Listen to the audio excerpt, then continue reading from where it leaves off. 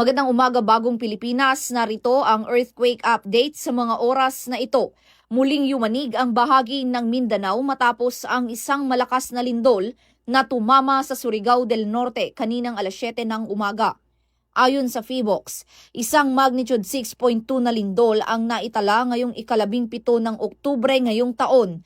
May lalim na 10 kilometer ang pagyanig at natukoy ang sentro nito sa layong 30 kilometro timog, 21 degrees ng silangan ng General Luna, Surigao del Norte.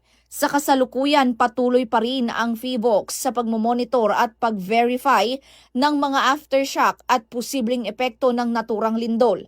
Wala namang inaasahang tsunami threat ayon sa paunang ulat. Pinapaalalahanan naman ang lahat ng residente sa mga naapektuhang lugar na manatiling kalmado ngunit alerto sa mga posibleng aftershock. At yan ang pinakahuling ulat mula sa PHIVOLCS hinggil sa naganap na lindol sa Surigao del Norte. Patuloy nating bantayan ang mga opisyal na abiso ng mga kinaukulang ahensya para sa ating kaligtasan. Ako po si Patrolwoman Fe Octaviano para sa Police News Express.